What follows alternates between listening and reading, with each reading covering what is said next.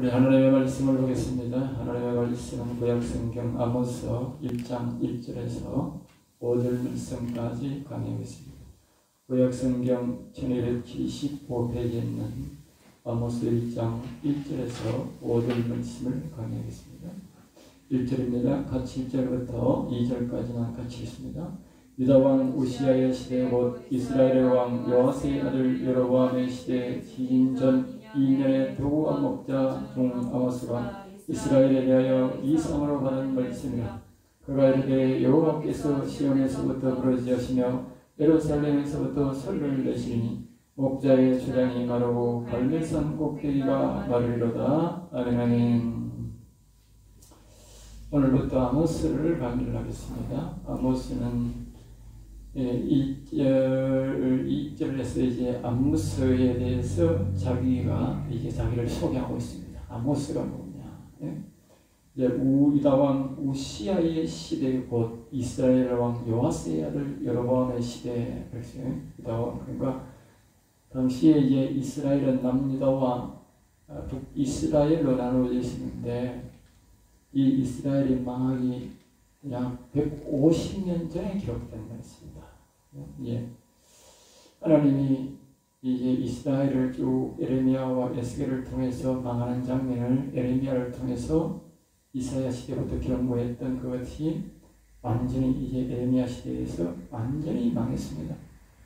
그리고 이제 그 망한 것을 그 에스겔이 영적으로 또 해석하는 거예요. 에스겔은 이스라엘의 망한 영적 이유를 해석하는 것이고 에레미야는 이스라엘의 망한 육적인 이유를 대체적으로 말하는 거예요. 육적으로. 물론 영적도 있지만 그런데 이 에스겔은 완전히 영적으로만 우리에게 왜 망했는지를 말해주는 거예요. 이스라엘은.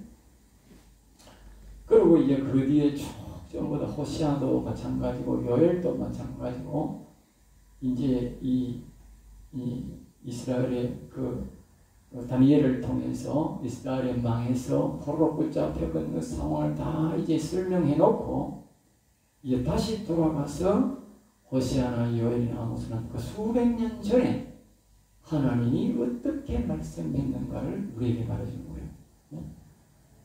그러니까 그것이 예수님이 오실 때도 마찬가지로 수백 년 전부터 그렇게 했던 것이고 오늘 다시 이 시대도 우리가 하나님이 예수님이 다시 오실 시대에도 오면 한 나라가 망하기 전에 한 시대가 망하기 전에 하나님은 그 수백 년 전에 하나님이 늘 말씀으로 예언한다는 것입니다. 그것을 우리에게 교훈해주는 그걸 볼 줄 알아야 돼요.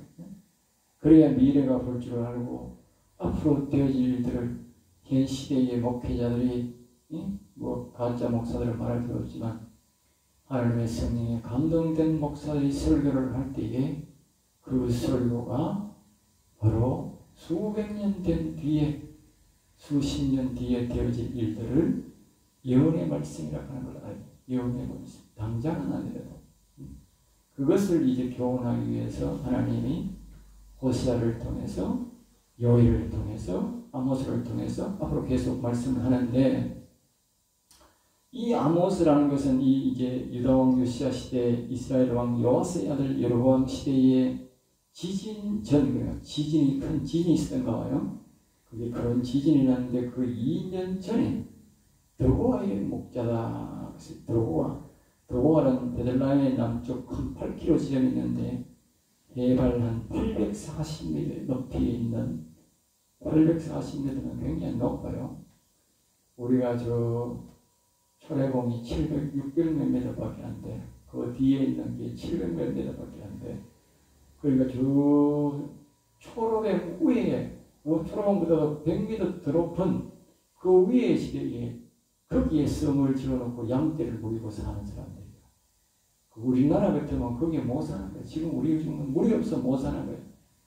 그런데 거기에는 그 꼭대기 그보다 더 높은 산 꼭대기에는 항상 눈이 있는 거야. 봄에 아주 이 초여름까지 눈이 있어서 그 눈이 이 떼서 가지고 아래 땅에 따뜻한 땅이 되고 위에 눈이 오면 그것이 서로 이 열기가 의해서 위에는 눈이 있고 밑에는 아기가 따뜻하니까 그 사이에 아주 이슬이 많이 난다. 이슬이 많이 와가지고 비가 안 와도 땅이 항상 질지도 안 하고 건조하지도 안 하고 그래서 거기에 곡식이 잘 되고 그동안 이스라엘 백성들이 엄청 잘 먹고 사는 거예요. 산도 지금 840만 굉장히 우리나라 땅으로 굉장히 높은 산이에요. 우리 앞산지기 840m 안 돼요. 그리고 저 꼭대기에도 곡식이 자라고 풀이 자라가 양을 먹을 수 있다는 것은 전 국토가 에덴에 있다는 거예요. 그야말로 에덴. 하나님이 심판하신 마지막 때 그게 에덴이었다고 호시아서에 말했는데 정말 그 땅이 에덴이었다. 높은 산에서도 풀이 자라고 양떼를 먹고 거기서 사람이 살 수 있었다는 것은 그건 에덴이지 그게 우리 오늘날 같은 이런 땅이라고 볼 수가 없는 거예요. 그런 아주 에덴 같은 땅에 살고 있는 이 목자에게 말한 거예요. 아주 깊은 의미가 있는 거예요. 거기 양떼를 튀고 그것을 먹고 살던 양치던 목자에게 하나님의 성령이 그 목자에게 나타나가지고 그 목자가 감동으로 예언을 하는 거예요. 이 아모스란 말은 무거운 짐진 자, 다른 말로는 민족의 영혼을 짐진 자.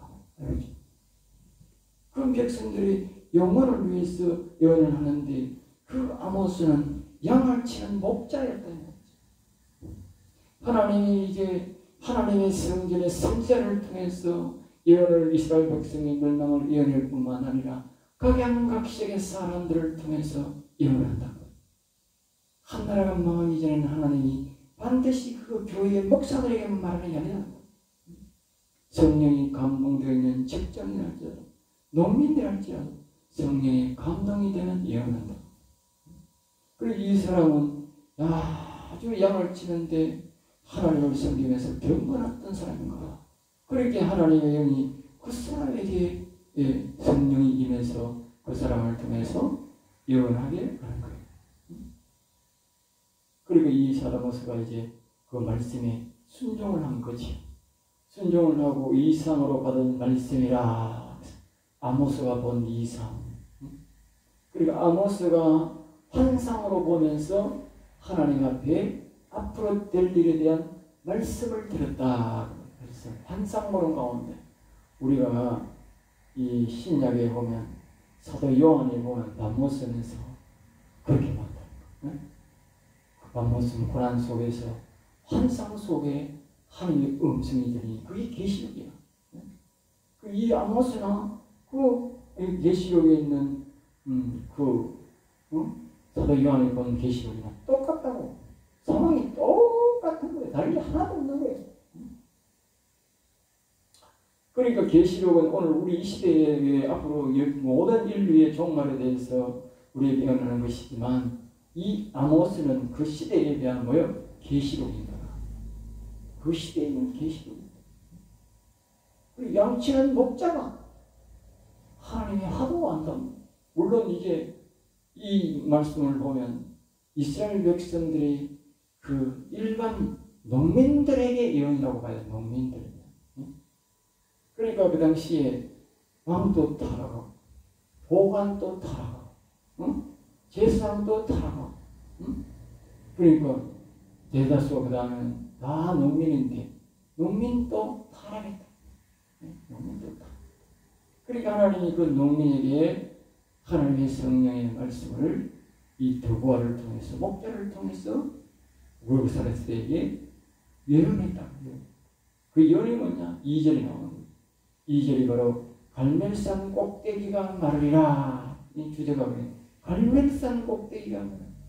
아까 말했는데 우리가 이 갈멜산이 이거 까먹은 사람들이 840m의 그 중에 성읍을 이뤘는데 이 갈멜산 꼭대기는 그보다 훨씬 더 좀 넓고 우리가 중턱에 이렇게 자리 잡고 살았으니 이 갈멜산 꼭대기는 뭐 1000m 훨씬 넘겠지.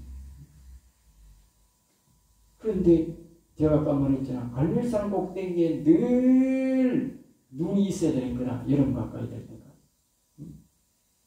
그래야만이 그 눈이 흘러내려가지고 이스라엘 백성들이 그 산에서 그 물을 먹고 살고 또 그 물을 가지고 양떼를 먹이고 또 그 아까 말했듯이 눈이 위에 있으니까 밑에 떠신 공기와 서로 만나 이슬이 내려가지고 항상 비가 안 오는데도 그 풀이 늘 그렇게 잘 자라가지고 그 양들이 그것을 먹고 그 깨끗한 풀을 먹고 깨끗한 그 곡식을 먹고 얼마나 살이 떼가 좋아가지고 그 이스라엘 백성들이 그것을 먹니 건강하게 사는 거예요. 그렇게 하나님이 그 이스라엘 나라를 에덴으로 만들어줬는데 이스라엘 백성들이 하나님 뜻대로 안 살고 여호와를 섬기자고 배반하고 유상을 섬겨하는데 이 이스라엘 백성들의 농민들도 영적인 농민들도 타락해서 우상을 섬기고 나쁜 짓을 했다. 이 사람들만 만약에 하나님이 경건하게 살았다면 이스라엘 나라가 망하지 않는 하나님 이 사람들을 붙들고 또 나라를 세우시오. 그런데 이 사람들도 타락해버린 거예요. 타락해버리니까 하나님이 이제 저주를 하는데 뭐라고 말하느냐. 여기에 마지막에 그런 게 목장의 초장이 마르고 갈멜산 꼭대기가 마르다. 이 양을 치는 사람으로서는 기를 초풍할 일이라. 기를 초풍할 일. 우리 바빌론 나라가 치들어가 이스라엘 나라가 왕이 눈이 빠지고 포로 잡혀가고 고관들이 죽고 거기에 많은 사람들이 죽고 그게 문제가 아닌가? 그게 끝이 아닌가?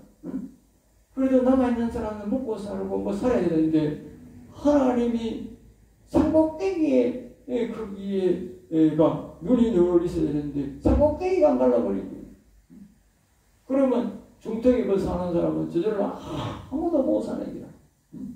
못 사는 거야. 결국 산에서 눈이 녹아가지고 물이 줄줄줄줄 흘러 내려와야 이스라엘의 그 땅이 그게 될 텐데, 비옥한 땅이 되고 물을 떼가지고 그럴 텐데, 그 산꼭대기에 물이 안 내려오니까 죽은 그 사막이냐 사막, 사막입니다. 옛날에는 그 산꼭대기에, 지금은 그 사람들이 보지도 구경도 못할 눈이 늘 덮였습니다. 눈 덮였습니다. 겨울에는 나갈 것도 없고 초여름까지 눈이 더 덮여서 물 걱정할 필요가 없습니다. 하나님이 물을 이고 사는 옛날에 물을 이고 그게 사람이 정상인 거야.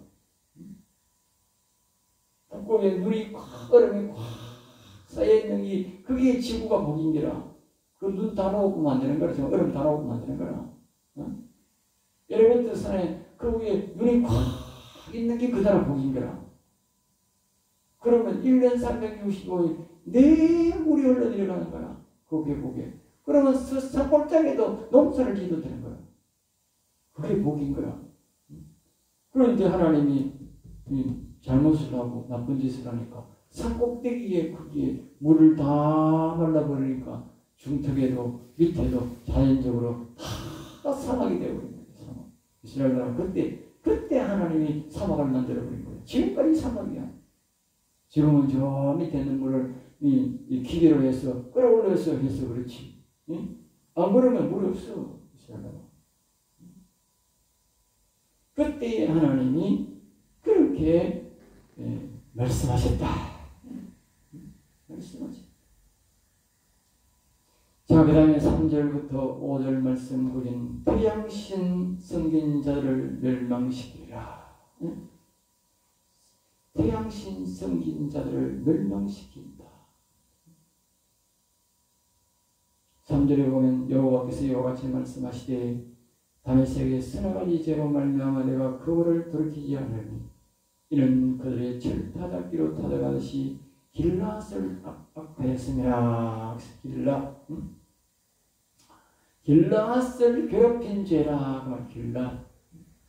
길라앗이 이제 뭐냐 하면요, 길라앗은 이스라엘 백성들이 광야에서 있다가 가나안 땅에 들어가기 전에 제일 먼저 거기 있는 그 옛날에 33왕 중에 거기에 왕이 살고 있었어. 가나안 땅을 점령하기 전에 그 가나안 땅 전체에 있었는데 여호수아가 쳐들어갈 때는 29왕이 있었는데 그 전에 네 왕을 모세가 죽이고 점령해놓고 다시 들어갔다고.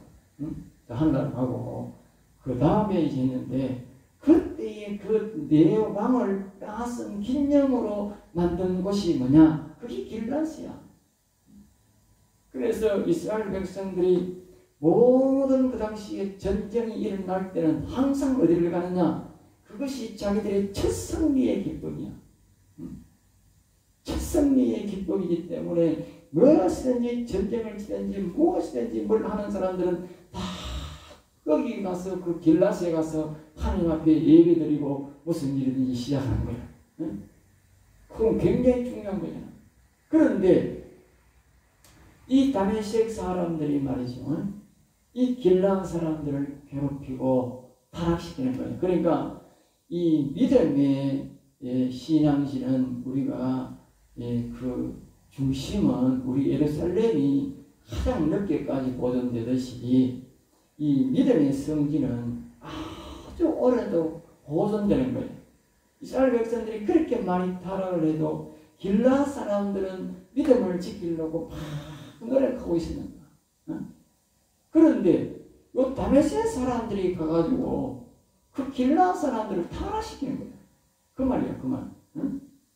타락시키니까 하나님께서 홀로 고약하게 생각하고, 고약하게 생각하고, 내가 이 다메섹을 벌하겠다. 하나님은 다 알고 있는 거야. 누가 성스럽게 거룩하게 거룩한 삶을 살고 있는지, 또 누가 그런 사람을 괴롭히는지 하나님이 다 보고 있고 불리는 거야.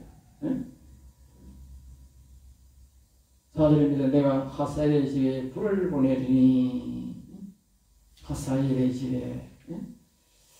그러니까 하사엘은 다메섹의 장군이지요. 다메섹이 아주 유명한 장군인데 그 장군이 이제 그런 짓을 많이 했다는 것이죠. 그러니까 불을 보낸다는 것은 하나님의 심판의 불, 심판의 불을 보낸다. 그러니까 하사엘이 자신의 왕인 베나닷을 쳐들어가서 궁궐을 불태우고 뭐요? 죽여버립니다.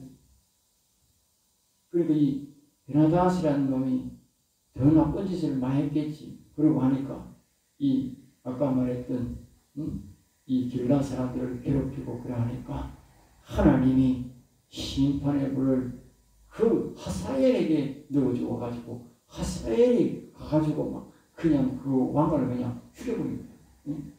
그게 심판의 불인 거야. 심판의 불. 그리고 궁궐을 막 그냥 다 불사질러 본 거야. 사람만 죽인 게 아니고 있는 궁궐까지 그냥 싹 다 불질러버린 거야. 5절 봅니다. 내가 다윗의 빗장을 꺾으며, 그러니까 빗장을 꺾는다는 것은 다메섹의 다윗이 아니고 다메섹의 빗장을 꺾으며, 이 말은 빗장이란 말은 성문에 들어가는데 그 성문을 잡고 있는 문고리를 말합니다. 문고리. 우리식으로 말하면 우리가 장석, 우리말 하면 장석, 문고리. 이게 이제 우리는 지금 뭐 장석하니까 얇은 걸로 장석이지만 이 문은, 성문은 쇠가 어마어마하게 굵고 그 쇠가 돌아가는 소리가 지금 들어오시면 엄청나게 큰 소리 나는 거예요. 큰 거예요. 그 큰 거리를 있는데 거기 2개 있고 3개 있을 수 있는데 그 문고리를 뭐냐? 하나님이 없애준다. 그럼 문고리를 없애보면 어떻게 돼? 문이 뚝 떨어져 버린 거지. 문을 뚝 떨어버리면 어떻게 돼요? 성문에 도둑놈이 지 마음대로 들락날락 버리는 거예요. 문빗장이 튼튼해서 성이 어려울 때고 밤에는 문을 탁 닫아버려야 사람들이 나쁜 사람이 들어오지도 못하고 보호가 되는데 이 하나님이 그 문빗장을 없이 부숴버린다는 것은 그 사람들이 그 성문을 지키는 성문을 부숴본다 그 말이에요. 그럼 어떻게 돼? 그 임자가 없는 거지. 밤에 마음대로 도와가지고 다 오시라고 갖다 그러잖아. 옛날에는 그 성문을 굉장히 중요시 여겼다. 성문이 없으면 밤에 이 바깥에 있는 날진동 도둑놈들이 들어와가지고 성문에 다 빠들어간다고. 그러니까 항상 해가 지면 다 성문을 닫아버린다. 성문을 닫아버리면 성벽이 높아가지고 그 사람들이 도둑놈들이 바깥에 전혀 못 들어가. 성문에 있는 사람은 지 마음대로 편안하게 잔다. 그런데 그 빗장을 뭐예요? 여러분들 문을 뜯어버린다는 거죠. 하나님이 그 문을 뜯어버린다는 거죠. 아웬 골짜기에 그 주민들을 끊으며 아웬 그러니까 아웬이라는 것은 싹하다, 악하다, 우상을 미혹하는 자 그런 뜻이에요. 그러니까 태양신을 지금으로 말하면 태양신을 숭배하는 곳을 말한다. 태양신을 숭배. 그러니까 이제 다시 추정해 보면 이 다메섹 사람들이 태양신을 숨기는 사람들인데 이 태양신 숨기는 것을 가지고 이 길라 사람의 믿음의 이게 모든 믿음의 시작점인데 아까 말했듯이 이스라엘 백성들이 나라를 일으키고 나라의 전쟁을 일으키고 어렵고 위험이 있으면 거기 가서 하나님께 기도할 때 하나님이 응답하시고 말씀에 있어서 승리를 기원하고 거기서 모든 일을 시작하는 곳인데 이 다메섹 사람들이 이 태양성의를 성기는 이 더러운 영을 성기는 것을 가지고 거기에 그 사람들을 유혹해서 타락시켜버렸단 말이에요. 그러니까 하나님이 화가 나셔서 이놈들 이 다메섹 이놈들 왜 이 길라 사람들 믿음의 사람들을 타락시키느냐 이 말이죠. 그 다음에 이제 이 베데덴에서 규잡은 자를 끊으리니 베데덴 그러니까 베데덴이란 말은 즐거움의 집 우리 에덴 가는 즐겁다 우리 에덴 동산을 말하잖아요. 이게 벳에덴 그래 즐거움의 집 그리고 이거는 벳에덴이 가는 환락의 집 이 말 에덴이 아니고 벳에덴이겠습니까? 즐거움이 자기들이 말하는 즐거움의 집, 환락의 집 이 말. 그리고 요거는 이제 뭘 말하느냐면 이 태양신을 숨기는 이 사람들이 태양신을 숨기는 그 신을 만들어 놓고 옆에다 뭘 만들어 놓냐면 숙소를 확 올라 말하고 숙소를 확 만들어 놓는 거야. 숙소를. 숙소를 만들어 놓고 거기다가 이 남자도 있고 여자도 있고 거기 있는 거야.